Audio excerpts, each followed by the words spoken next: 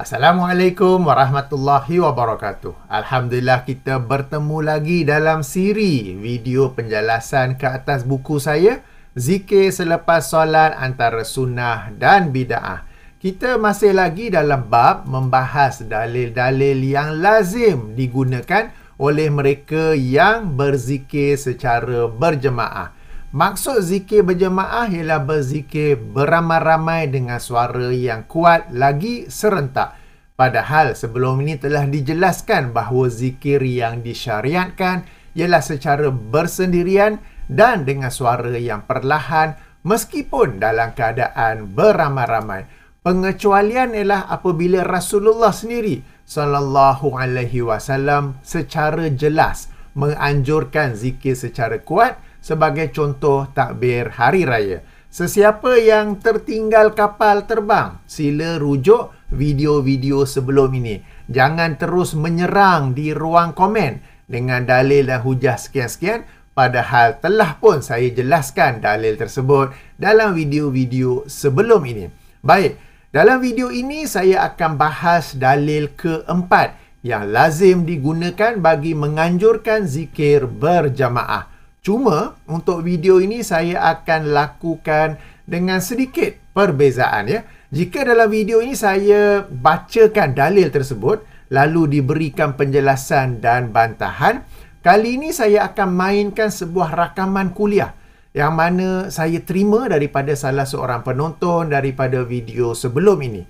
Dalam rakaman tersebut penceramah membacakan hadis yang menjadi dalil keempat dalam buku saya bagi membenarkan zikir berjemaah, dan dia melakukan kesilapan-kesilapan yang sebiji sama sebagaimana yang saya huraikan dalam buku saya ini. Dan rakaman itu adalah sesuatu yang agak baru. Tercatat bahawa kuliah tersebut adalah pada 2 Julai 2023 dan hari ini saya buat rakaman ini ialah pada 22 Julai 2023. Jazakallahu khairan kepada sahabat yang kongsikan video tersebut. Link bagi rakaman penuh saya berikan dalam kotak description. Ayuh kita dengar. Wa in dzakarani fi mala'in dzakartuhu.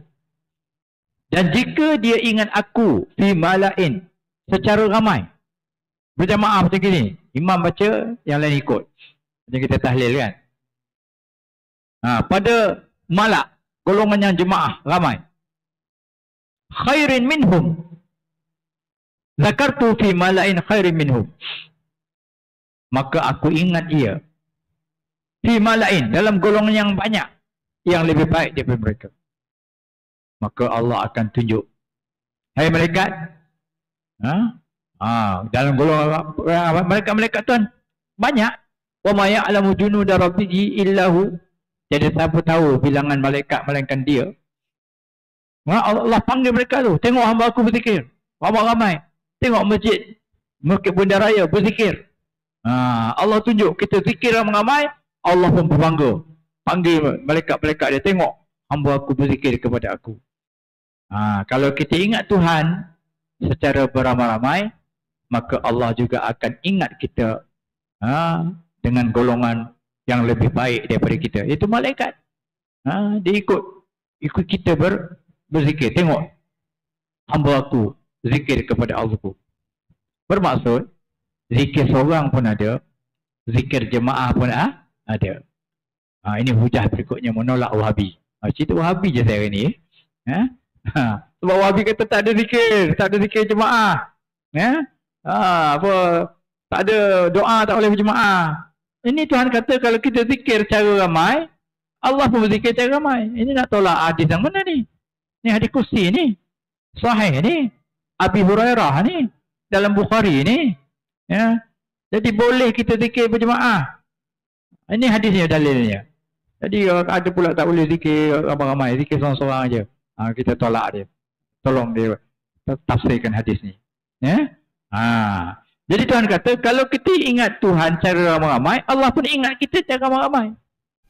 Baik, hadis yang dibacakan oleh penceramah itu ialah sebahagian daripada hadis yang dikeluarkan oleh Imam Al-Bukhari dalam sahihnya. Hadis nombor 6856 Atau penomboran lain hadis nombor 7405. Ia merupakan sebuah hadis qudsi. Ayuh kita sama-sama baca dan sama-sama terjemah secara betul. Okey, Rasulullah sallallahu alaihi wasallam bersabda, Allah Subhanahu wa taala berfirman, Ana inda zanni abadi bi wa ana ma'ahu iza zakarani fa in zakarani fi nafsihi zakartuhu fi nafsi wa in zakarani fi mala'in zakartuhu fi mala'in khairin minhum. Bermaksud, aku bersama ataupun aku berdasarkan sangkaan hambaku terhadapku dan aku bersamanya apabila dia berzikir kepadaku. Jika dia menyebutku secara berseorangan, aku menyebutnya secara berseorangan. Jika dia menyebutku di khalayak ramai. Pay attention di sini. Wa in zakarani fi mala'in. Bukannya ma'a mala'in. Okey? Bukannya bersama khalayak ramai. Tetapi terjemahan yang betul ialah di khalayak ramai. Okey, ada beza di sini. Nanti saya jelaskan. Tapi yang saya nak tuan-tuan dan puan-puan pay attention ialah wa in zakarani fi mala'in. Dan bukannya wa in zakarani ma'a mala'in. Okey, aku menyebutnya di khalayak yang lebih baik daripada mereka, yang ini para malaikat. Baik, ini dalilnya. Sekarang ini jawapan kita terhadap dalil tersebut. Okey, penggunaan hadis ini sebagai dalil zikir berjamaah ditolak atas dua sebab. Pertama, hadis di atas tidak menyebut, yang ini Allah Subhanahu wa taala tidak berfirman jika dia menyebutku bersama khalayak ramai. Yang ini ma'a mala'in. Sebaliknya, yang Allah firmankan ialah jika dia menyebutku fi mala'in, di khalayak ramai. Jika disebut bersama khalayak ramai, jika Allah berfirman bersama khalayak ramai, barulah ia bererti zikir berjamaah. Namun apabila Allah berfirman di khalayak ramai, maka ia menunjukkan seseorang itu berzikir apabila hadir dalam suasana orang ramai. Seperti di tempat menunggu bas, di dalam kenderaan awam, di pejabat, di majlis keramaian, di pasaraya, di pusat membeli belah, atau mana-mana lain yang melibatkan kehadiran orang ramai.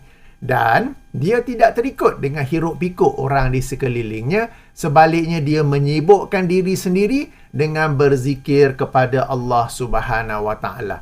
Jadi dia mungkin sedang berjalan di shopping mall, tapi sambil berjalan itu mulutnya, lisannya subhanallah bihamdi, subhanallah bihamdi, ataupun la ilaha illallah wahdahu la syarikalah, sehingga akhir dan begitu ya. Jadi meskipun dalam suasana kehadiran dengan orang ramai, dalam majlis katakan, sambil dia duduk di situ, mungkin dia terpaksa hadir dalam majlis itu, lisannya, hatinya tetap berzikir kepada Allah Subhanahu wa taala.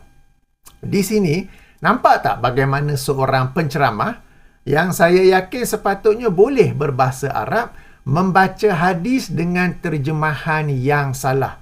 Kenapa salah?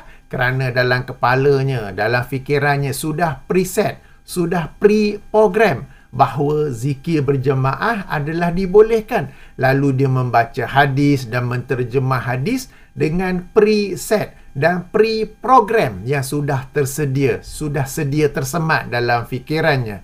Ini sebagaimana video saya yang sebelum video ini tentang hadis berdoa apabila melihat anak bulan, yang kemudiannya dijadikan dalil doa akhir tahun dan doa awal tahun. Okey, kedua, pernah tak terfikir antara malaikat dan manusia, siapakah yang lebih baik? Di sisi ahli sunnah wal jamaah, manusia yang soleh adalah lebih baik daripada para malaikat.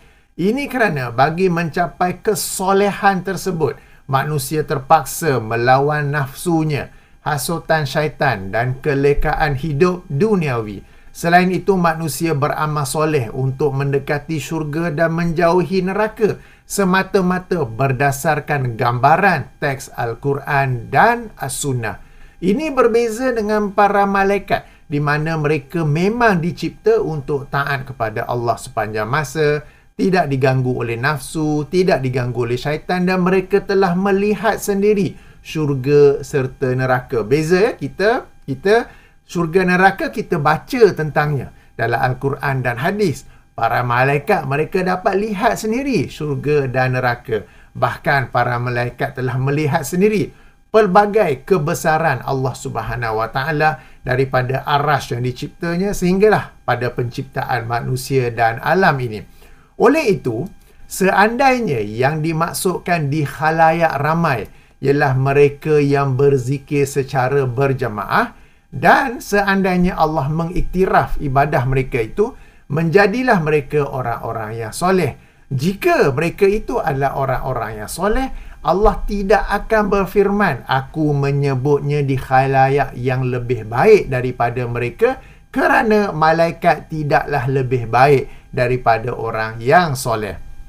Berbeza jika di khalayak ramai itu, berbeza jika yang dimaksudkan dengan khalayak ramai itu ialah mereka yang sibuk dengan urusan dunia masing-masing, lalu hadir seorang yang berzikir kepada Allah di kalangan mereka, maka barulah tepat untuk dikatakan Allah menyebutnya di khalayak yang lebih baik daripada mereka, kerana para malaikat adalah lebih baik daripada manusia biasa. Okey, mudah cerita. Kalau kita boleh susun level yang tinggi orang soleh, kemudian para malaikat, kemudian orang ramai. Okey. Oleh itu, hadis di atas sekali lagi bukanlah dalil zikir berjamaah. Sebaliknya dalil keutamaan berzikir kepada Allah apabila hadir di kalangan orang ramai. Sebab kita dalam kesibukan di pejabat, kesibukan dalam